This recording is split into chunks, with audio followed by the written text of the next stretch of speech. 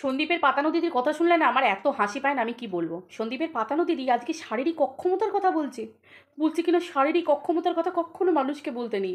আর এই পাতানো দিদি কিছুদিন আগে পর্যন্ত উজ্জ্বল আর কণিকার বিষয়ে উজ্জ্বলের বাচ্চার বাবা কে, উজ্জ্বলের সন্তানের বাবা কে বলে বলে Nissan wants to know who is the father বলেছিলে না, বায়োলজিক্যাল ফাদার বলেছিলে না। এই দিদি মুখ দিয়ে কথা বলে না পেছন দিয়ে কথা বলে, আমি না কিছু খুঁজে উঠতে পারি না। সিরিয়াসলি এই দিদির তো পুরনো কথাই হলো। দিদি ভুলে গেছে গো। দিদি ভুলে গেছ দিদি। দিদি খুব তাড়াতাড়ি ভুলে যায়। দিদি পাল্টি মেরে ডায়লগ বাজি মারতে যখন বসে না, পাবলিক যে একে কী করে খায় আমি জানি না। এই যে কী করে একে সতীর আসনে বসিয়ে দেয় আমি কিচ্ছু জানি না। মাইরি করলো পরকিয়া হাঁটুর বয়সী ছেলের সাথে, স্বামী নিয়ে সন্তান নিয়ে রমরমিয়ে সংসার করছে। টিনা করলো পরকিয়া, টিনার বরকে গিয়ে বলছে পিন্ডি চটকে দাও, উদ্ধার করে দাও, আমাদের হাতে ছেড়ে দাও, আমরা গালাগাল দিয়ে ভূত ভাগিয়ে দেবো, কোন না কোন জায়গায় বসিয়ে দেবো, দায়িত্ব নিয়ে বলছি ভাই, তোমার বউকে আমরা সোশ্যাল মিডিয়ায় ভরা বাজারে বিক্রি করে দেবো। করছে তো, 2 টাকা কিলো দাম করে দিয়েছে, 1 টাকা কিলো। চারানা টানাতেও নামিয়ে দিয়েছিল টিনার দর, তাই না? এই দিদির না হেভি ক্যালমা আছে, এত ক্যালি মানে কি বলবো। নিজে একদিন নিজেকে বিক্রি করেছে, কীরকমভাবে সোশ্যাল মিডিয়াতে বাইরে বসে বিক্রি করেছে, সোশ্যাল মিডিয়ার মধ্যে বসে নিজের স্বামীকে পর্যন্ত বিক্রি করেছে, যে স্বামী পর্যন্ত নিজের ওপর টর্চার করে। সেই মহিলা আজকে সন্দীপের বাড়ি যাচ্ছে সন্দীপকে ঢাল হয়ে রক্ষা করতে। এটা পাবলিক কিভাবে গেলে গো? হ্যাঁ, তোমরা কীরকম ভিউয়ার্স গো, তোমরা এগুলোকে গেলো হজম করো।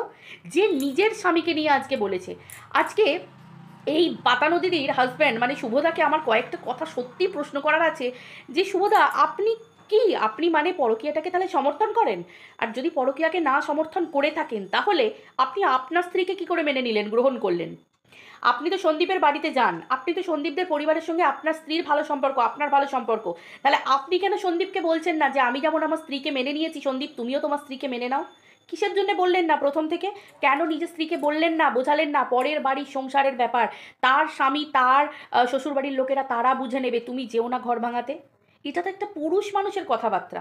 তাহলে সেই জায়গায় দাদা আপনি আপনার স্ত্রীকে রক্ষা করছেন কি বলে পাবলিকের হাত থেকে, পাবলিকের মার কেরতলার পার থেকে আপনি রক্ষা করছেন, খুব ভালো কথা, কারণ পাবলিক তো ছিঁড়ে খাওয়া পাবলিক, পাবলিক কাউকে ছেড়ে দেয় না। আপনার স্ত্রী বলুন আর টিনাকে তো দেখতেই পাচ্ছেন, টিনাকে তো আপনার স্ত্রী দায়িত্ব নিয়ে ছিঁড়ে খাচ্ছে, তাই না?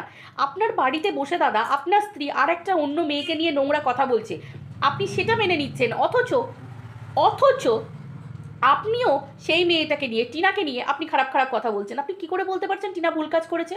যদি ভুল কাজ করেই থাকে তাহলে আপনার স্ত্রীও ভুল কাজ করেছে, তাহলে আপনি কি করে আপনার স্ত্রীকে আগলে রাখছেন? তাহলে আপনি কেন সন্দীপকে বলছেন না তার স্ত্রীকে আগলে রাখার জন্য?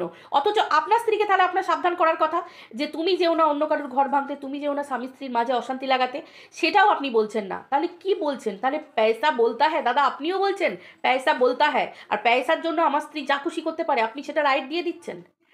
আমরা যতটা জানি, আজকে আমি সেরকমভাবে ভিডিও করব, আমার স্বামী যেমন, আমার হাজব্যান্ড আমার ভিডিও শুনলে একটা কথাই বলবে, কোনো গুরুজনকে অসম্মান করবে না, কারোর সংসার ভাঙাতে যাবে না, যদি কারোর ভুল দেখতে পাও সেইটুকু বলবে, তাকে ভদ্র ভাষায় বলবে। অবভিয়াসলি একটা ভদ্রবাড়ির পুরুষ, একটা ভদ্রবাড়ির মেয়েরা এই কথাটাই বলবে।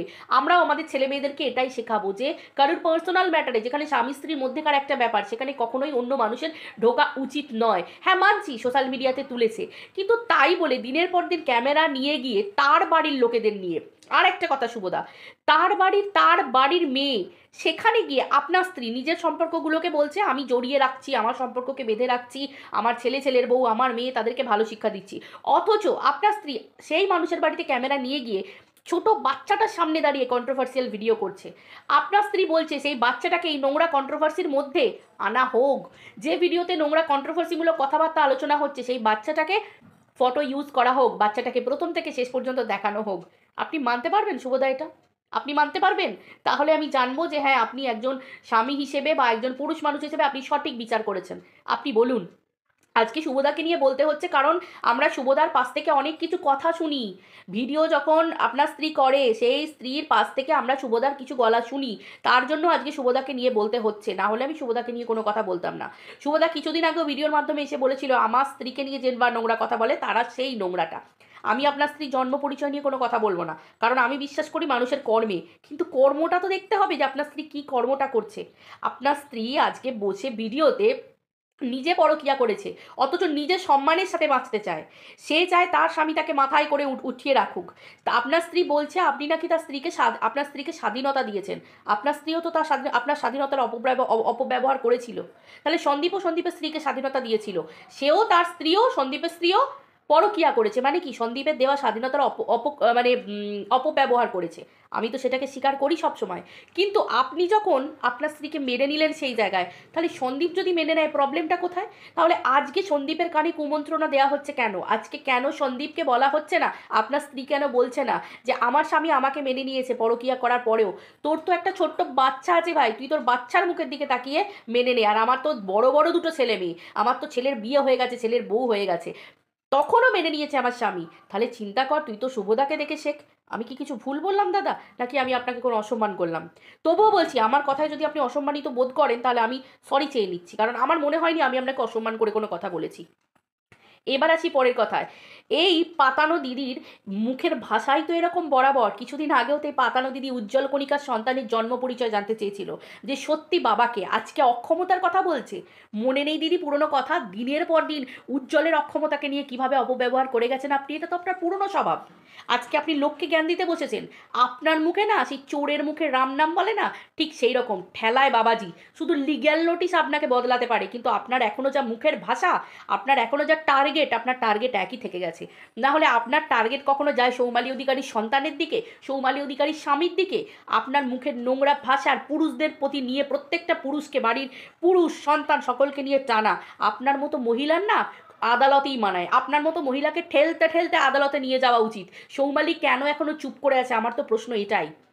যে বা যারা আপনার মতো মানে নীচ প্রকৃতির মহিলারা, নীচ মানসিকতার, যারা মানে বড় বড় ব্লগার বলো, ছোটোখাটো যে কোনো মানুষের স্বামী সন্তানের দিকে আঙুল দিয়ে কথা বলে, সেই সমস্ত মানুষকে টেনে নামিয়ে নিয়ে আসা দরকার।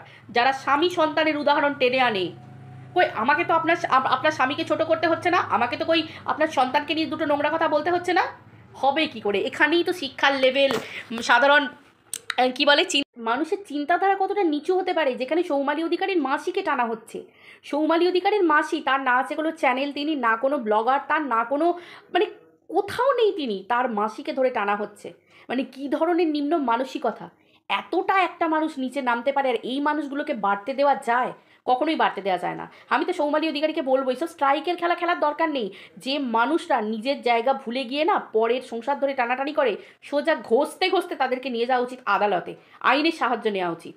আর তাদের না অকাজটা, অ্যাকচুয়ালি যেটা অকাজ সেটা বুঝিয়ে দেওয়া দরকার। যে আমার পরিবারের দিকে, আমার স্বামী আমার সন্তানের দিকে আঙুল তুলে কথা বললে, চেয়ে দেখলে, সেই চোখটা আমি আইনের মাধ্যমে উপড়ে নেব, অন্য কোনো মাধ্যমে না, পার্সোনাল ঝাল মিটিয়ে না, আইনের মাধ্যমে। কারণ আমরা ভারতীয় নাগরিক, আমাদের তো আইন আছে, তাই না? এটা হচ্ছে নিজের সম্মানকে রাখার জন্য। প্রত্যেকটা মানুষের মান সম্মান হানি করার জন্য এই রকম ধরনের আগাছাগুলো না বেড়ে উঠেছে। এই আগাছাগুলোকে গোড়া থেকে উপড়ে ফেলা দরকার, গোড়া থেকে নির্মূল করা দরকার, তাই না? এরা এক একটা বড় বড় বড় বড় ব্লগিং চ্যানেলগুলোকে ধরে আর তাদেরকে শেষ করে দেবার প্ল্যানিংয়ে থাকে, একেবারে শেষ করে দেবার প্ল্যানিংয়ে। এটাকে সমালোচনা বলে, এটাকে নোংরামি বলে। প্রত্যেকটা মানুষের পরিবারে সমালোচনা করতে গেলে ক্যামেরা নিয়ে মানুষের পরিবারে যেতে হয়। আমরা কিছু বুঝি না? আমরা কিচ্ছু বুঝি না? এতটা নোংরা হতে পারে মানুষ, এতটা নোংরা একটা পরিবারকে শেষ করে দিতে পারে, ধ্বংস করে দিতে পারে। সিরিয়াসলি, মানে এই ধরনের মহিলা না মানে সাংঘাতিক মহিলা, বিষাক্ত, বিষাক্ত সাপের থেকেও ভয়ঙ্কর। সাপের তো অ্যান্টিডোট আছে, যে হ্যাঁ ঠিক সময় নিয়ে যেতে পারলে মানুষ বেঁচে যায়, কিন্তু এদের ছোবল না সহ্য করা নয়। কিন্তু ওই যে সাপ মারার জন্য সাপুড়েকে ডাকতে হয়, কিন্তু এদেরকে মারার জন্য না আইনের সাহায্য নিতে হয়, আর কিছু দরকার নেই। আসলে এরা কি, এরা আইনকেও তো মর্যাদা দিতে শেখে না। না, এদের কাছে আইন হচ্ছে জল ভাত। কীরকম ধরনের, যাবো, যেতে হবে, এই করব। আর যেখানে একটা বাড়ির পুরুষ মানুষ নিজের স্ত্রীকে কন্ট্রোলে রাখতে পারে না, এই জায়গায় আসে কন্ট্রোলের কথা। আজকে সুতোপার বরকে কন্ট্রোলের কথা রাখতে বলা হয়। সুতোপার বরকে না, প্রত্যেকটা কন্ট্রোভার্সি ক্রিয়েটারের স্বামীকে দেখতে হবে, প্রত্যেকের স্বামীকেই তাদের স্ত্রীকে কন্ট্রোলে রাখা শিখতে হবে। তার কারণ আজকে যে কন্ট্রোভার্সি ক্রিয়েটাররা নোংরামো করে বেড়াচ্ছে অন্যান্য বড় বড় ব্লগিং চ্যানেলের মানুষের সংসারে গিয়ে, কোনো ভদ্রবাড়ির মহিলা না, কোনো ভদ্রবাড়ির মহিলা না, কখনো না এইরকম ধরনের কোনো মানুষের সংসারে নাক গলাতে পারে না। কারণ সংসারের ভিতরের ব্যাপার এগুলো জানার কথা সংসারের মানুষদের। হ্যাঁ, এবার তোমরা বলবে সংসারের মানুষরাই তো বিক্রি করছে, এগুলো তাদের নিম্ন মানসিকতার ব্যাপার, এগুলো তাদের নিম্ন মানসিকতার ব্যাপার। তাদের রুচিবোধের পরিচয় পাওয়া যায়। আর সেই ধরনের মানুষদেরকে যারা ঢাকে, যারা ঢাকা দেয়, তারা তো আরও মহাপাপী। এদের জন্য বলা হয় কর্মা ইজ ব্যাক। তারা যে কাজটা করছে তাদের সন্তান ভবিষ্যতে সেই কাজগুলো করবে। এটাকে বলা হয় পাপ, বাপকেও ছাড়ে না। আজকে সুতপা পড়ে গেছে, সুতপার নিয়ে বলছে, বলি পাতানো দিদি আপনারও তো দুদিন আগে দাঁত ভেঙেছিল, এই ইয়াং দেখান, আপনি নিজেকে দেখান আপনি ইয়াং, অথচ আপনার দাঁতগুলো তো অর্ধেক দাঁত তো নেই। দেখেছেন, পাপ বাপকেও ছাড়ে না, বুঝতে পেরেছেন? আপনার দাঁতগুলো ওই পাপের জন্যই ভেঙেছে, তাই না? সিরিয়াসলি মানুষকে এভাবে বলতে হয়? মানুষকে মানুষ বলে জ্ঞান করতে জানেন? কি বলবো, এগুলো আপনাদের নোংরামো পুরনো খেলা। What ever. চলো বন্ধুরা, টাটা।